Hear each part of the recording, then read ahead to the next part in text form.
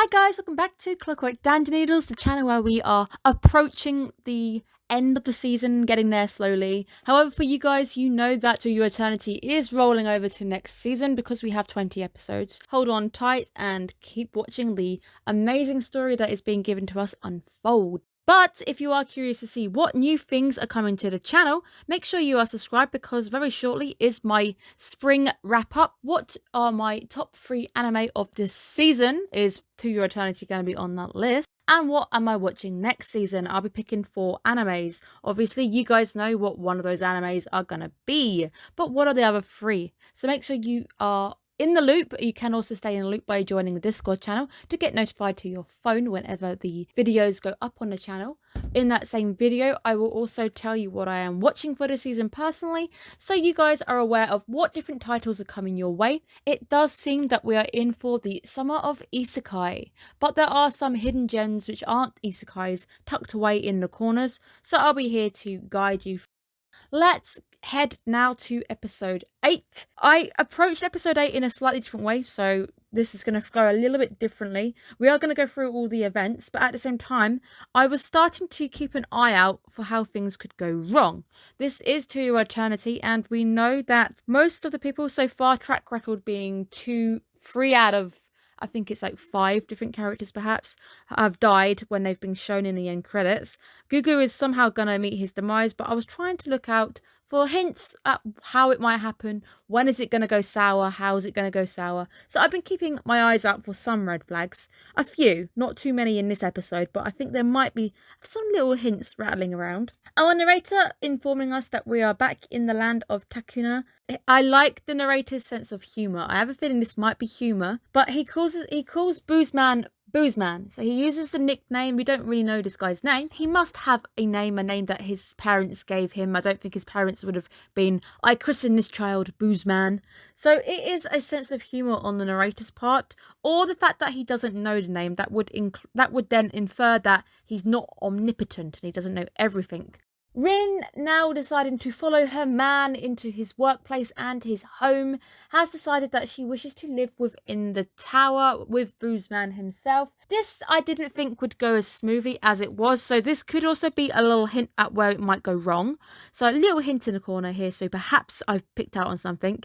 She's from a rich family. I'm not entirely sure they would agree to her moving out, also going to work for a guy who makes booze. He's got a bad reputation. They even said the shop has a bad reputation, but at the same time, he is making money and people do recognise him for that. But I don't see a rich family allowing her to do so. So it is possible, and we do see hinted in the last preview for next week, that she resents not having freedom. So as a rich child, she's probably restricted by what she can and can't do, which is why she's probably tried to run away. My theory is going to be that she probably hasn't told anybody that she's there. So it's a possibility this could open up a route. They will see Gugu as a monster, and perhaps this might get her in trouble, him in trouble, and perhaps that might open a route up to demise. So here's me looking for all of the doom flags, if you get my drift of what might be coming next season. This week's episode is going to challenge Fushi once more in a very different way.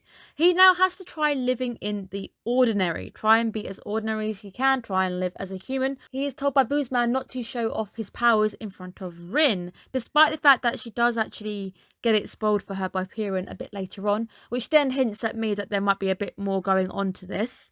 But we do start to exhibit some interesting links into how his powers maybe work, where Fushi actually displays quite a bit of control. He is able to summon the spear, and it's shown that he has the ability to be able to recall from a experience. I did figure that when he is told recreate this bowl and he can't do it, it is because the spear has triggered an emotional response in him. He was terrified, he was scared, he was able to draw upon that experience and recall it. They often say that you will remember bad things because your brain goes through a strong form of emotion. You tend to remember times when you exhibit a really good amount of hype or a really bad amount of stress or panic and fear. So most people do remember the bad things that happen to them because their body generally goes through a lot of emotion to experience that fact. So I did think this kind of makes sense. This power, the ability to only draw if it hurts you, this fully making sense. I like the fact that his powers do seem grounded in a sense of logic. The bowl never attacked him, so he doesn't have any emotional attachment to the bowl, but the spear was the one which ended up forcing him to be scared. It is a limitation upon his power, but then this is where the first red flag for me sprung up. It was actually in Gugu, and most of this episode I am rooting for Gugu 100%, but this next little sequence I do not quite stand behind him with. Despite the fact that Fushi is immortal, this doesn't mean you can just go and grab a knife without no hesitation and slash at the guy's hand. It's a really big red flag for me because he just exhibits no concern about what he's doing. He doesn't see what he's doing as bad because he even goes, "Oh, I'm just, it's just an experiment. It's fine. It's nothing. There's no reason to get angry." It does confirm the fact that emotion really is what is involved in replicating items. So he's able to suddenly create the knife, and then he's able to create the wooden pole the fire's on. But we can see a limitation. Perhaps he's not able to create a natural force. So he's not going to be able to be a airbender, a firebender or anything. He can't create natural forces, but he can replicate the item that exhibits the fear to him. So perhaps if he was maybe burned alive, he was put through a lot more stress than simple just burning your hand, perhaps he might be able to turn into a ball of fire. But I feel like there's more involved in fire because it's a result of something as opposed to being an item. We do see Fushi becoming very upset, and he ends up using the March pout face to show his sadness and almost distrust in Gugu. Does tell him that you need to learn to say no, you need to learn to say stop and say how you actually feel, but it's still a really uneasy scene.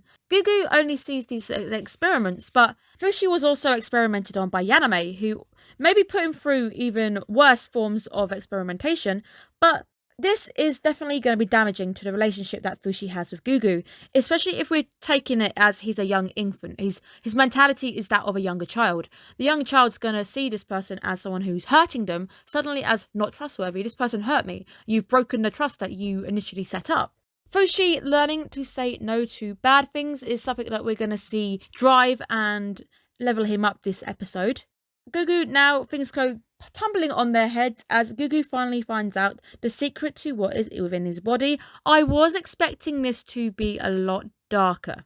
So the way it was played up in the preview last week, I was expecting it to be body parts or something really creepy. It is just the fact that the booze man has decided that his twisted sense of humour is going to distill alcohol within the child, which again is twisted on its own. It's pretty dark, but I was expecting a whole different level of darkness. Gugu essentially becoming a human distillery, but Gugu not being happy with the fact that he too was being experimented on for just amusement, he ends up running away. This is a bit of a table flip moment where Gugu is suddenly unhappy with somebody experimenting on him when he did the same thing to poor Fushi. So it's a kind of a table flip moment. I was hoping that Gugu may end up realising this and maybe even feel bad about what he did to Fushi. But this episode, he doesn't show too much remorse in what happened. He doesn't really think much back to that section. But Gugu does end up running away. Fushi taking his little dog nap, which I think is actually quite the cute moment, that he's decided that he's not going to risk showing any forms or even risk being a human around Rin, so he's just going to take a dog nap to just lower those chances.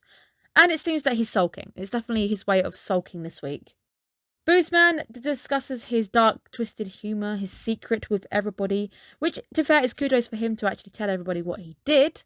But we do see that even Rin isn't so keen on chasing after Gugu, so nobody really wants to go after him. The moment when Fushi ends up coming back, but he ends up being bombarded by Rin, who is actually shocked that he isn't concerned, and we see he even says, "No, I'm not going, I'm not concerned." There's a few things I did want to pick out on quickly. Is one, this guy has literally just woken up from a nap. You have bombarded him very quickly with a lot of information, and of course the guy can't even really speak good English at this point, so he probably doesn't actually comprehend the situation. So you jumping to the conclusion that he's not worried is a bit of a jump.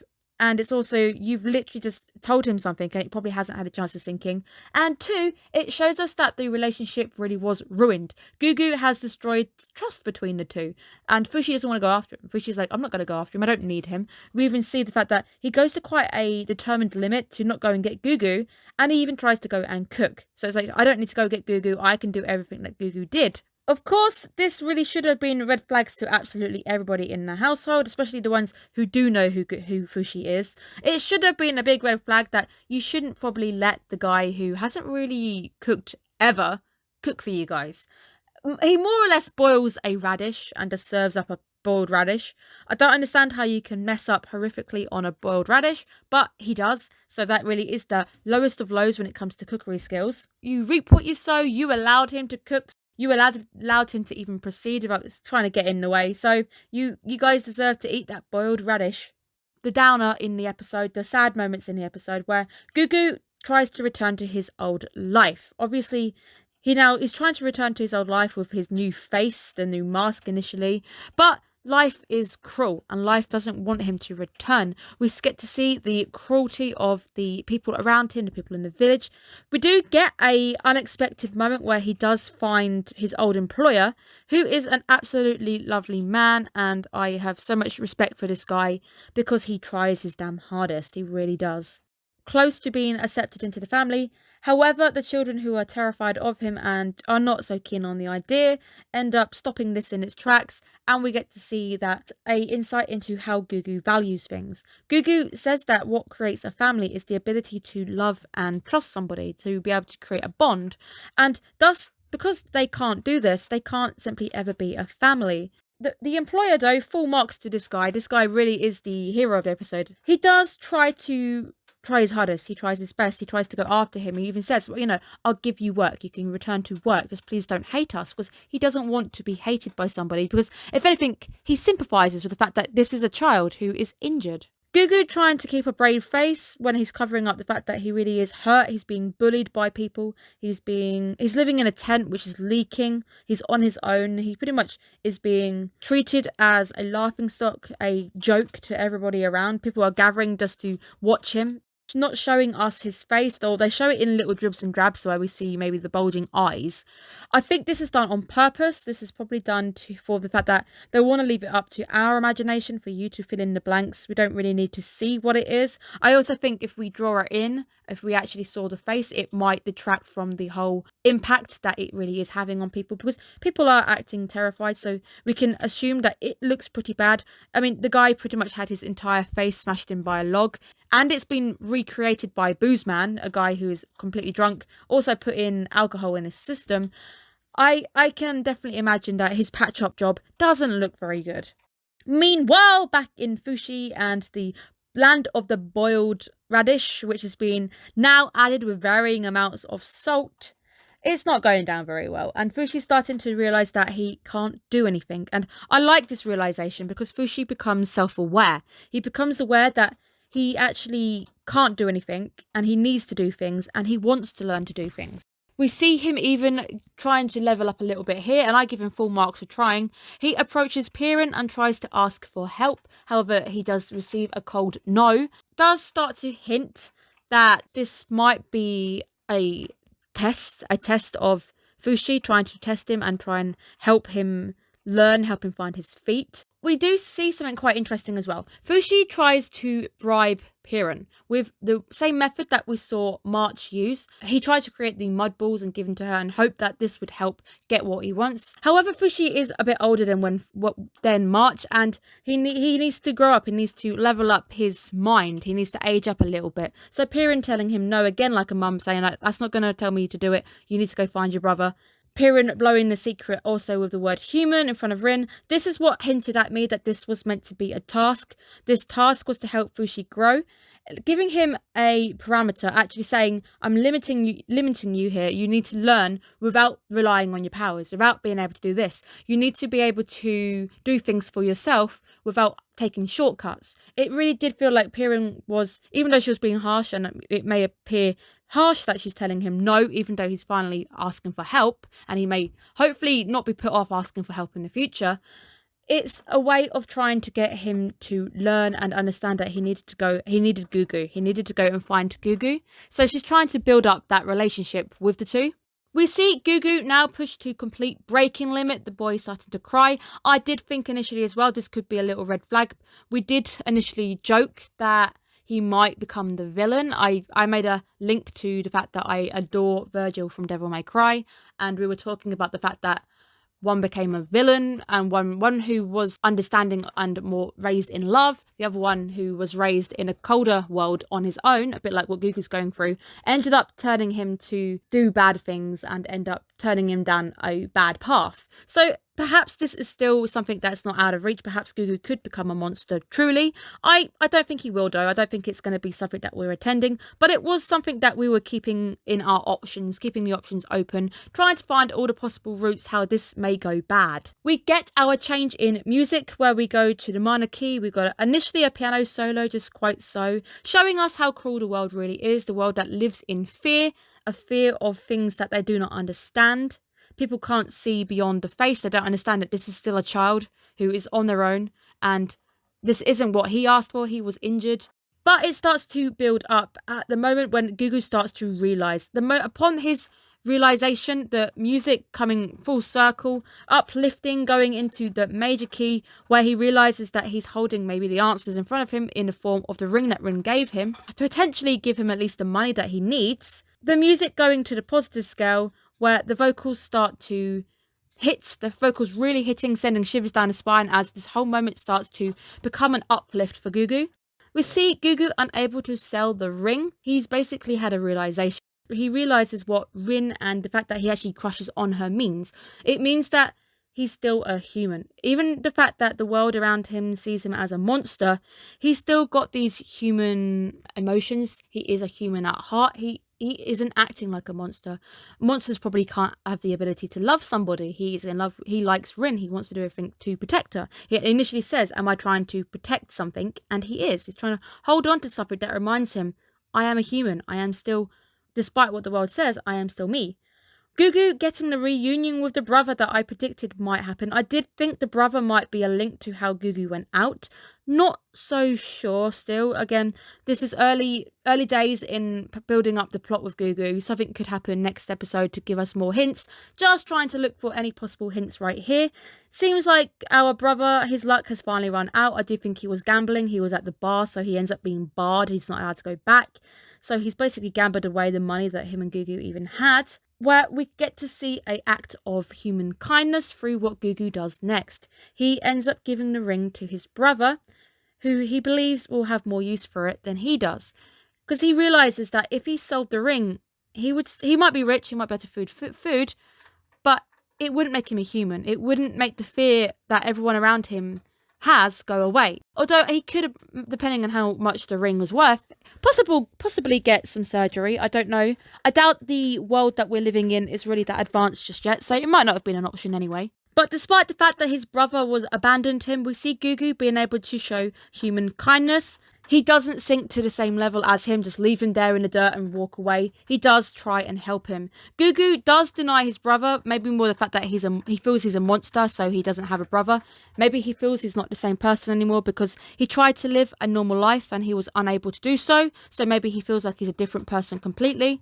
I do believe Gugu would probably also be shunned by his brother at this point as well. We do see him asking out for him, saying his name, but it's a possibility he would take one look at his face and also hurt Gugu. I think it would hurt more being shunned by your own brother than shunned by a load of strangers. So I think Gugu spared himself by not turning around and he just walked away. Gugu being captured at the end but rescued by his younger brother, his monster brother, is such a uplifting moment. We get to see the bear on display for Gugu, where Fushi overcame his own fear. He is still terrified of the forest, but he came because he realised that Gugu, he needed him. He needed him to learn. He needed to live his life with Gugu within it. And it's also us seeing him expressing his feelings finally. He has leveled up. He's now expressing, what do I want? This is what I want. I'm telling you what it is I want. I want you in my life. I need you. We're seeing both of them learning a very important lesson right at the end. Next week, perhaps the preview giving us a little bit of a hint that something bad is now starting to approach. Maybe I need to approach the episode next week as well in the same manner. It does say a shadow lurks. Something is starting to lurk next week. So is this going to be the hint, this next week's episode, a hint of how things are going to go horrifically wrong for us? I will probably attempt to break the episode down in the same way again, keeping my eyes peeled for things that could potentially be red flags for us. So I think it was a beautiful episode. We are seeing some very key development from Fushi, mainly the fact that he's able to start learning. He realizes that he needs people in his life. He's able to quickly learn and say, no, don't do that, or face his own fears. We see him facing a fear, maybe not overcoming the fear of the forest. It still terrifies him, but he doesn't let that get in the way of trying to find his brother, the person he says he needs. It's a really good episode. I think it's fantastic. It's so touching as well, seeing the fact that both of them are learning, and I hope that Gugu has learned from his experience of breaking the trust with Fushi and also understanding that it's not nice to be experimented on. I hope this actually teaches him to cherish the relationship and he won't make those mistakes again with his brother. So fingers crossed that the pair can learn and we can proceed from here in a good manner, but we need to start looking out for those red flags and keep an eye on where the anime intends to go with this. So I will see you guys again next week. I can't wait to see what horrors are lurking around the corner. It's been too nice again. We've had a few nice episodes now. It's going to go downhill soon. So let's keep our eyes peeled, guys. I will see you guys again next week. Stay safe, guys. Bye-bye.